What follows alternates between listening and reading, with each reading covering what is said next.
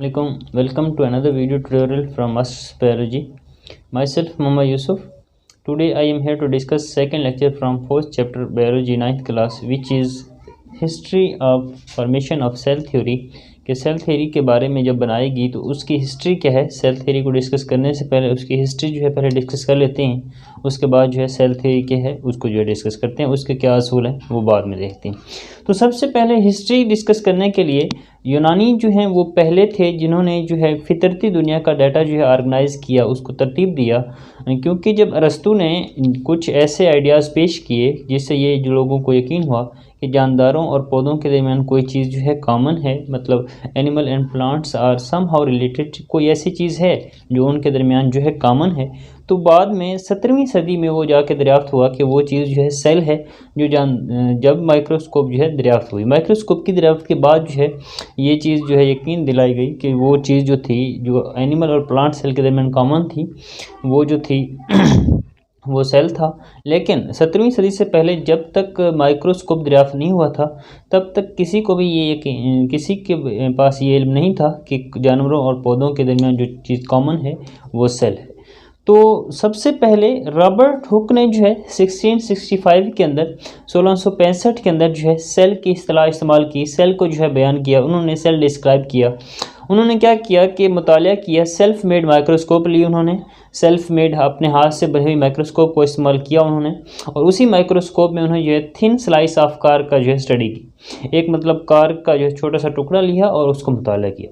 तो उन्होंने अपने मुताले में देखा कि जो कार का टुकड़ा उन्होंने मुताले में यूज़ किया था तो उसकी जो शेप थी हनी कॉम लाइक कंपार्टमेंट थी, मतलब शहद की मक्खी के छत्ते की तरह जो खाने थे उन्होंने वो ऑब्ज़र्व किए और उन्होंने उन्हीं खानों को नाम दिया, वो जो शहद की मक्खी के छत्ते की तरह थे उनको उसने नाम दिया, रॉबर्ट हुक ने सेलुलाई का नाम दिया।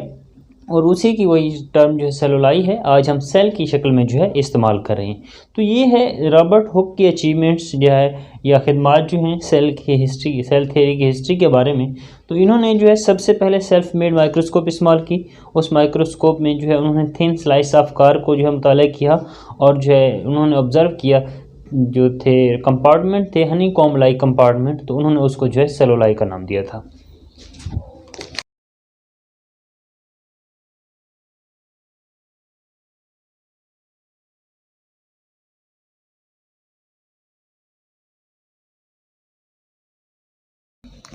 तो ये थी रॉबर्ट हुक की खिदमात जो हैं सेल थ्योरी के बारे में। उन्होंने 1665 में जो है काम किया और अपने जो है हाथ से बनी हुई माइक्रोस्कोप उन्होंने इस्तेमाल की। इसके अलावा उन्होंने देखा कि जो हनी कॉम लाइक कंपार्टमेंट थे और उनको जो है उसने सेल का नाम दिया था।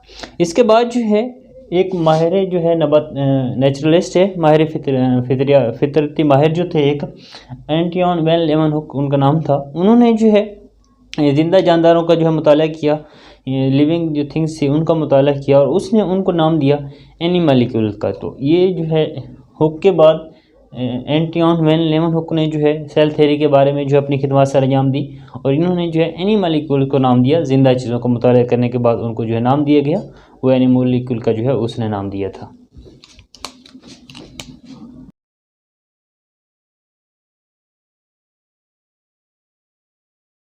तो ये थी डच नेचुरलिस्ट जो थे एंटियन वैन लेeuwenhoek, उन्होंने जो है ज़िंदा चीज़ों का जो है मुताला किया और उनको जो है एनिमलिक्यूल का जो है नाम दिया।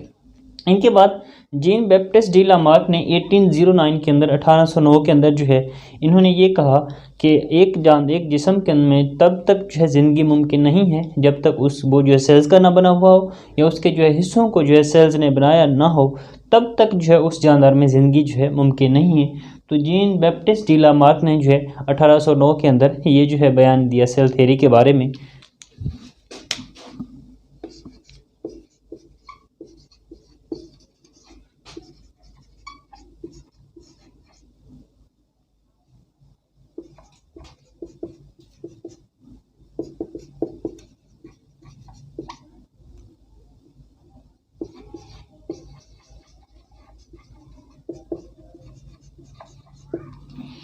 तो ये जो है जीन बैप्टिस्ट डी लामार्क ने कहा कि ज़िंदगी जो है किसी भी जिस्म में जो है मुमकिन नहीं है जब तक उसको जो है सेल्स ने ना बनाया हो या उसके जो है हिस्सों को सेल्स ने ना बनाया हो, तब तक जो है उस जानदार में ज़िंदगी नहीं है। इनके बाद जीन बैप्टिस्ट डी लामार के बाद 1831 में एक बरतानवी बॉटनिस्ट थे जिनका नाम था रॉबर्ट ब्राउन। उन्होंने जो है न्यूक्लियस को दरियाफ्त किया। उनकी न्यूक्लियस के दरियाफ्त करने के बाद 1838 के अंदर 1838 में एक जर्मनी के बॉटनिस्ट थे मैथ्यूस शील्डन। उन्होंने क्या किया कि प्लांट सेल का मुताला किया और उन्होंने जो है सेल थ्योरी की बुनियाद रखी। प्लांट सेल का मुताला करने के बाद उन्होंने कहा कि प्लांट्स जो हैं, तमाम पौधे जो हैं, वो उनकी जो बॉडी है एग्रीगेट होती है सेल्स की, और वो सेल्स जो हैं इंडिपेंडेंट होती हैं, मतलब आज़ादाना जो है वो मूव करते हैं, आज़ाद हैं। सेल्स का एक जो है मिलकर जो है एक बॉडी बना रहे होते हैं एक पौधे की, और वो जो है इंडिपेंडेंट होते हैं, आज़ाद होती हैं। तो ये जो है इन्होंने मैथ्यूस शील्डन ने बात की थी।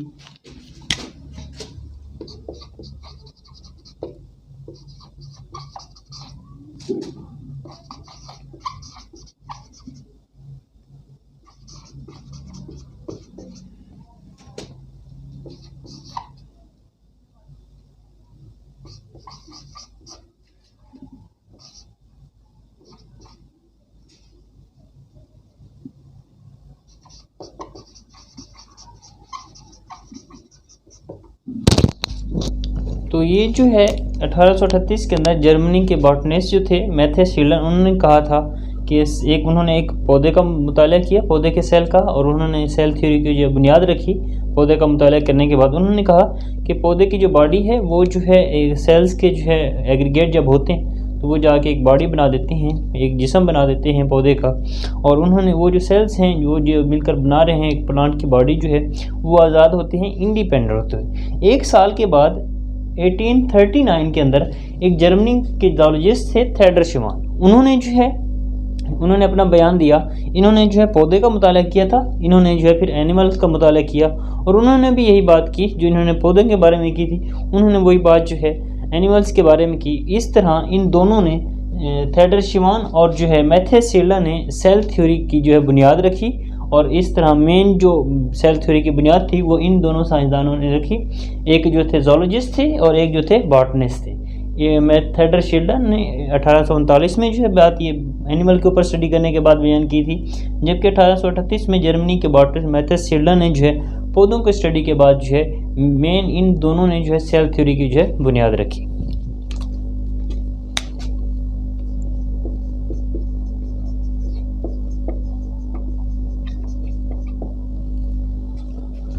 उसके बाद जो है जर्मनी के फिजिशियन थे, तबीब थे रुडोल्फ विर्चू। उन्होंने 1855 के अंदर जो है उन्होंने ये कहा कि एक सेल्स जो है, एक जानदार जो सेल्स बनता है वो पहले से मौजूद सेल के तकसीम होने से बनता है, यानी ऑलरेडी जो सेल है वो तकसीम होता है तब जाके वो जो है नया सेल बनाता है।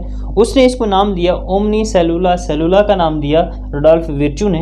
और बाद में 1862 के अंदर लुईस पास्चर ने, जो रुडोल्फ विर्चू ने बात की थी ओमनी सेलुला मतलब जो है एक पहले से मौजूद जो एग्जिस्टिंग सेल है वो मतलब new cell arise from the dividing of pre existing cell या प्रीवियसली एग्जिस्टिंग सेल जो है, तो इनकी इस बात को इन्होंने जो एक्सपेरिमेंटली जो है प्रूव किया था। उसके बाद जो है सेल थ्योरी के असूल बनाए गए जो कि दर्जिल हैं, उनको डिटेल में देखते हैं। पहले थोड़ा इनको देख लें। रुडोल्फ विर्चू ने जो है बात की थी,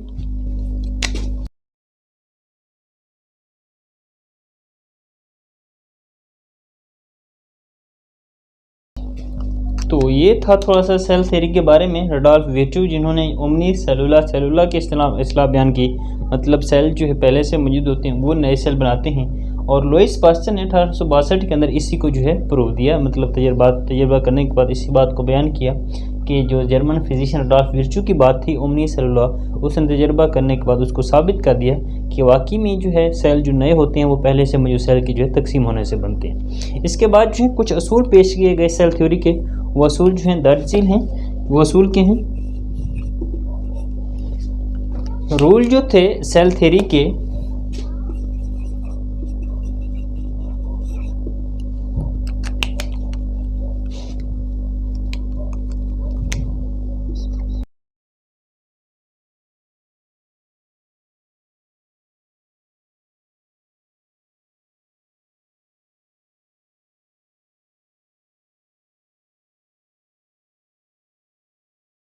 डिस्कस करने के बाद सेल थ्योरी के बारे में असूल दिए गए। वो 3 असूल थे कि ऑर्गेनिज्म जो हैं वो एक या एक से ज़्यादा सेल के बने होते हैं। सेल जो है छोटी सी चीज़ है, ये छोटा सा पार्टिकल है, छोटा सा ज़रा है, जो कि ज़िंदा जानदारों की जो है बुनियादी इकाई है, बेसिक यूनिट है।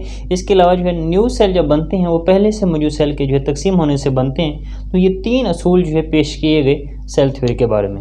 Let's repeat this topic again कि history of formation of cell theory हमने बात की कि सेल थ्योरी जो है सबसे पहले जो है डाटा जो ऑर्गेनाइज हुआ वो यूनानियों ने किया। फितरती डाटा को फितरत के जो डाटा को ऑर्गेनाइज करने के बाद अरिस्टोटल ने कुछ ऐसे जो है आइडियाज़ दिए, ख्यालात दिए, जिनसे ये यकीन हुआ कि जानवरों और पौधों में जो है कुछ ऐसी चीज़ है जो समहाउ रिलेटेड है, मतलब कॉमन है उनके अंदर। उसके बाद रॉबर्ट हुक ने 1665 के अंदर एक थिन स्लाइस ऑफ कार्ब को जो है मुताला किया अपनी हैंडमेड माइक्रोस्कोप के ज़रिए, और उसने उसको नाम दिया सेलुलाई का नाम दिया। मतलब उसने जो देखा, क्योंकि वो जो थे अपनी हैंडमेड माइक्रोस्कोप में उन्होंने देखा कि स्लाइस जो थी वो हनी कॉम लाइक कंपार्टमेंट थे, शहद की मक्खी के छत्ते की तरह जो खाने थे, उसने उनको जो है सेलुलाई का नाम दिया। इनके बाद जो है एंटोइन वैन लेeuwenhoek ने जो है स्टडी किया जिंदा जानदारों का, और उसने जो है उसको नाम दिया एनीमोलिक्यूल्स का, उसने नाम दिया।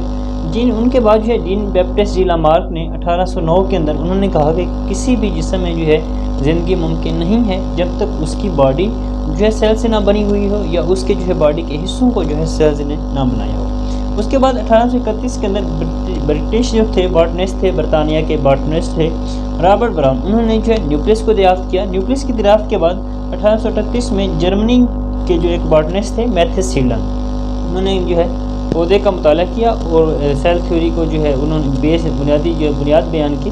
पौधे का मुताला करने के बाद उन्होंने कहा कि पौधे के सेल जो हैं, पौधा एक जो है वो सेल के एग्रीगेट होने से बनते हैं, मतलब ऑर्गेनाइज होते हैं, और जो वो हैं इंडिपेंडेंट हैं, आज़ादाना होती हैं। 1 साल के बाद जो है इसी को जो हमने बात की है मैथेस शीलन की बात को, एक ज़ूलॉजिस्ट थे थेडर शिवान, इन्होंने पौधों का मुताला किया था, तो उन्होंने एनिमल्स का मुताला किया और वही बात की जो इन्होंने पौधों के बारे में की थी, तो ये उन्होंने एनिमल्स के बारे में यही बयान किया। इस तरह थेडर शिवान और जो है मैथेस शीलन ने जो है सेल थ्योरी की बुनियाद पेश की। इसके बाद जर्मनी फिजिशियन थे रुडोल्फ विर्चू 1855 के अंदर, उन्होंने जो है सेल थ्योरी में एक अहम जो है इजाफा किया, एक जो है बयान दिया ओमनी सेलुलोला का। इसका मतलब ये था कि जानदार जो हैं, सेल्स जो हैं वो पहले से मौजूद सेल के तकसीम होने से बनते हैं, मतलब new cell rise from the dividing of previously existing cell, इसको हम उसने नाम दिया ओमनी सेलुला। उसके बाद 1862 में लुइस पास्चर ने यही जो रुडोल्फ विर्चू की बात थी ओमनी सेलुला, उसने इसी को जो है एक्सपेरिमेंटली प्रूव किया, और उसके बाद सेल थ्योरी के असूल। नेक्स्ट है सब cellular and A cellular structure जो हैं वो क्या होती हैं, जो हमने सेल थ्योरी को डिस्कस किया है उसी को मद्देनज़र रखते हुए उसका जो पहला असूल था कि ऑर्गेनिज्म आर कंपोज्ड ऑफ 1 और मोर सेल, के जानदार जो हैं वो एक या एक से ज़्यादा सेल के बने होते हैं। इसी बात को मद्देनज़र रखते हुए कुछ ऐसे भी हैं जो कि जिनमें जो ऑर्गेनाइजेशन पाई जाती है वो सब सेलुलर या ए सेलुलर ऑर्गेनाइजेशन होती है। सब सेलुलर मतलब सेल से जो है छोटा जो यूनिट है सब सेलुलर कहलाता है। ए सेलुलर, ए का मतलब बायोलॉजी के अंदर जहाँ पे भी आए उसका मतलब होता है एब्सेंट यानी लेक ऑफ या नॉट प्रेजेंट। तो कोई चीज़ लेक होगी, एब्सेंट होगी, नॉट प्रेजेंट होगी, उसको हम ए का नाम देते हैं। तो ए सेलुलर मतलब उसके अंदर जो सेलुलर ऑर्गेनाइजेशन है वो नहीं होगी। तो इसमें हमारे पास चंद एक मिसालें हैं वायरस की, प्रायोन्स की, वायरॉइड्स की। तो ये वो चीज़ें हैं, ये वो हैं जो कि उनमें जो ऑर्गेनाइजेशन पाई जाती है वो सब सेलुलर और ए सेलुलर ऑर्गेनाइजेशन है। इनके अंदर हमने बात की।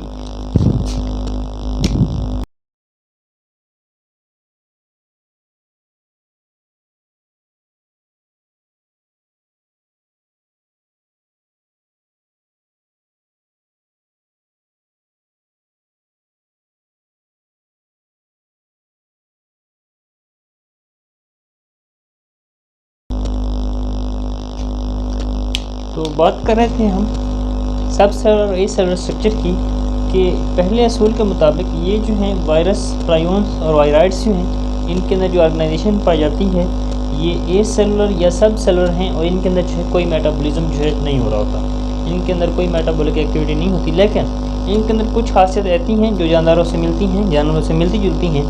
वो खासियत कौन सी हैं कि ये अपनी तादाद बढ़ा सकते हैं, रिप्रोडक्शन कर सकते हैं, इसकी रिप्रोड्यूस कर सकते हैं। इसके अलावा जो है ये अपनी खसूसियात जो है वो अगली नस्ल में जो है ट्रांसफ़र कर सकते हैं। तो इनके को जो है शामिल किया जाता है सब सेलुलर और सेलुलर स्ट्रक्चर के अंदर। इसके अलावा इनको जो है जानदारों के जो 5 किंगडम की हमने बात की हुई है पहले ऑलरेडी जो है प्रीवियस लेक्चर्स के अंदर, ये 5 किंगडम हैं जानदारों के, वो प्रोकैरियोट्स, प्रोटिस्ट, फंजाई, पौधे और जानवर जो हैं, उन 5 ग्रुप्स में से किसी भी ग्रुप में जो है इनको शामिल नहीं किया जाता।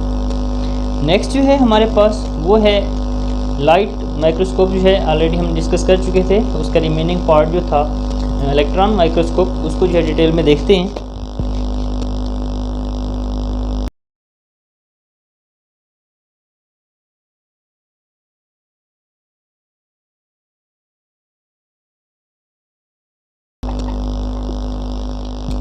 तो इलेक्ट्रॉन माइक्रोस्कोप हमने लाइट माइक्रोस्कोप में बात की थी, वो माइक्रोस्कोप जिसमें जो है विजिबल लाइट को इस्तेमाल किया जाता है इमेज को क्लियर करने के लिए, वो लाइट माइक्रोस्कोप थी।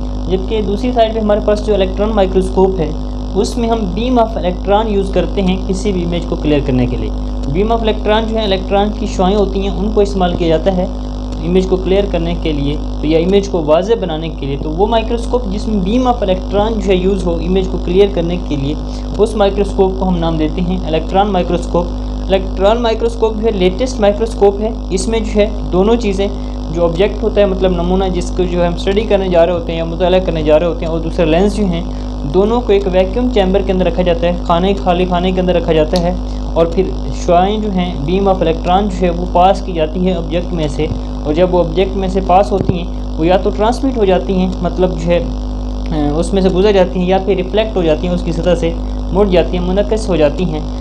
तो उसके बाद जो है वो लेंस जो होते हैं, जब क्योंकि बीम ऑफ इलेक्ट्रॉन पास हो चुकी होती है या रिफ्लेक्ट हो चुकी होती है, उसका जो है साया जो है बना देते हैं, इमेज बना देते हैं फोटोग्राफिक प्लेट पर। तो इस तरह से बीम ऑफ इलेक्ट्रॉन पास करके जो है इमेज को क्लियर बनाया जाता है इलेक्ट्रॉन माइक्रोस्कोप के अंदर।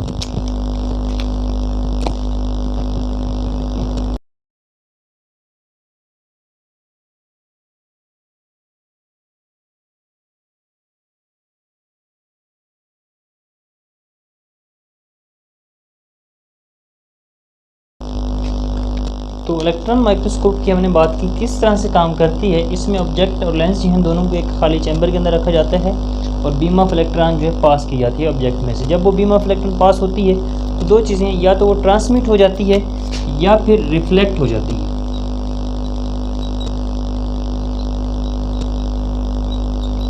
तो ट्रांसमिट या रिफ्लेक्ट होने के बाद जो है लेंस जो है उसका इमेज बना देते हैं फोटोग्राफिक प्लेट के ऊपर या फोटोग्राफिक फिल्म के ऊपर। इस तरह से जो है ऑब्जेक्ट को वाज़ेह किया जाता है, देखा जाता है। इलेक्ट्रॉन माइक्रोस्कोप की अगर मैग्नीफिकेशन की बात की जाए, जबकि हमने लाइट माइक्रोस्कोप की जब मैग्नीफिकेशन की बात की थी तो उसकी जो मैग्नीफिकेशन थी वो 0.2 जो थी माइक्रोमीटर थी, जबकि इसकी जो रेजोल्यूशन है, सॉरी मैग्नीफिकेशन नहीं, रेजोल्यूशन, इसकी जो रेजोल्यूशन है वो उसकी जो रेजोल्यूशन थी लाइट माइक्रोस्कोप की, इलेक्ट्रॉन माइक्रोस्कोप की जो रेजोल्यूशन है वो है 0.2 नैनोमीटर। जबकि हमने जब इलेक्ट्रॉन लाइट माइक्रोस्कोप की बात की थी उसकी जो मैग्नीफिकेशन थी, रेजोल्यूशन थी, मैग्नीफिकेशन नहीं रेजोल्यूशन, उसकी जो रेजोल्यूशन थी वो थी 0.2 माइक्रोमीटर। जबकि इसकी जो है रेजोल्यूशन इलेक्ट्रॉन माइक्रोस्कोप की रिजॉल्विंग पावर या रेजोल्यूशन जो है वो 0.2 नैनोमीटर है, और एक जो नैनोमीटर है वो बराबर होता है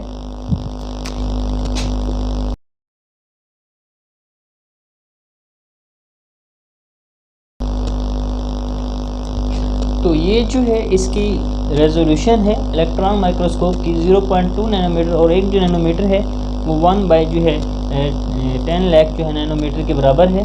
और इसके अलावा जो है हमारे पास इसकी जो मैग्नीफिकेशन है उसकी अगर बात की जाए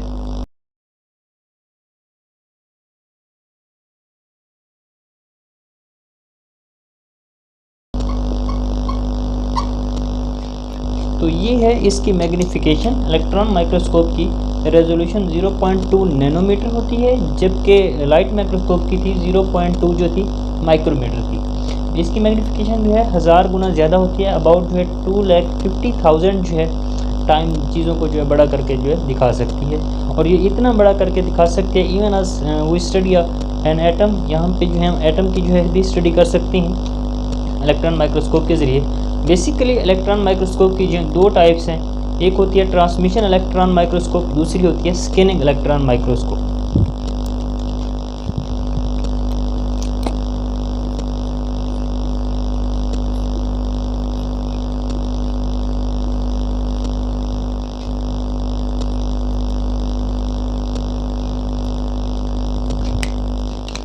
बेसिकली इसकी दो टाइप्स हैं, ट्रांसमिशन इलेक्ट्रॉन माइक्रोस्कोप और स्कैनिंग इलेक्ट्रॉन माइक्रोस्कोप।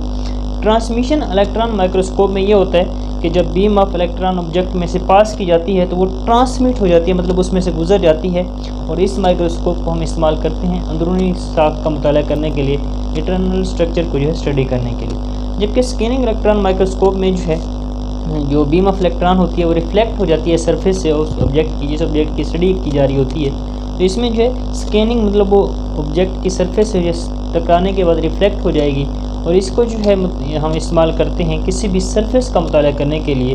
तो ये जो है थोड़ा सा डिफ्रेंशिएट था इन दोनों माइक्रोस्कोप के बारे में।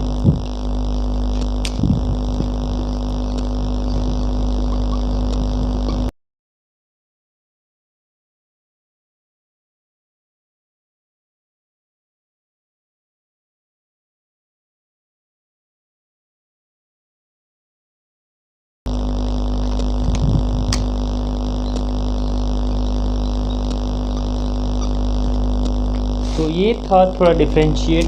ट्रांसमिशन इलेक्ट्रॉन माइक्रोस्कोप में से जो है बीम ऑफ इलेक्ट्रॉन जो है वो ट्रांसमिट हो जाती हैं, पास हो जाती हैं ऑब्जेक्ट में से, और अंदरूनी साख का मुताला करने के लिए जो हम इसको यूज़ करते हैं। जबकि स्कैनिंग इलेक्ट्रॉन माइक्रोस्कोप के अंदर जो है बीम ऑफ इलेक्ट्रॉन रिफ्लेक्ट हो जाती है, और इसको जो है किसी उस सरफेस से रिफ्लेक्ट हो जाती है विच इज़ मेटल कोटेड, जिसके ऊपर मेटल की जो तह चढ़ी होती है, और ये जो है इसको हम इस्तेमाल करते हैं किसी भी ऑब्जेक्ट की जो है सरफेस को स्टडी करने के लिए।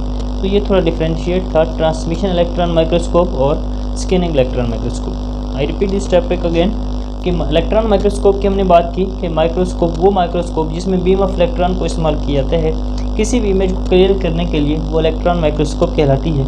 इलेक्ट्रॉन माइक्रोस्कोप किस तरह काम करती है, इसके अंदर ऑब्जेक्ट और लेंस जो हैं दोनों को वैक्यूम चैम्बर के अंदर रखा जाता है। वैक्यूम चैम्बर के अंदर मतलब खाली एक खाने के अंदर रखा जाता है, और बीम ऑफ इलेक्ट्रॉन जो है पास की जाती है ऑब्जेक्ट में से। जब बीम ऑफ इलेक्ट्रॉन पास होती है वो या तो ट्रांसमिट हो जाती है या फिर रिफ्लेक्ट हो जाती है, और लेंस जो है उस फोटोग्राफिक फिल्म के ऊपर जो है उसकी इमेज जो है वाज़ेह बना देता है। इस तरह से जो है ये काम करती है।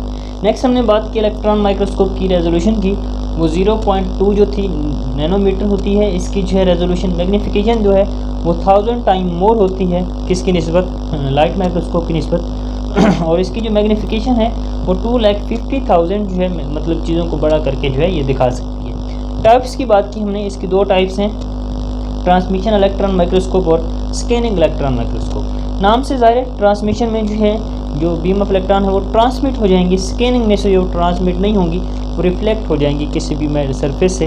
तो ये थोड़ा सा इनमें डिफरेंशिएट है, और इसको जो है स्टडी करने के लिए, इंटरनल स्ट्रक्चर की स्टडी करने के लिए इस्तेमाल किया जाता है। जबकि स्कैनिंग इलेक्ट्रॉन माइक्रोस्कोप हम इस्तेमाल करते हैं जब किसी ऑब्जेक्ट की सरफेस का जो है मुताला करना हो, किसी ऑब्जेक्ट की जो है सरफेस को स्टडी करने के लिए हम जो है इसको इस्तेमाल करते हैं। किसी भी क्वेश्चन के लिए कमेंट बॉक्स में जो है क्वेश्चन मेंशन करें। Thank you for watching.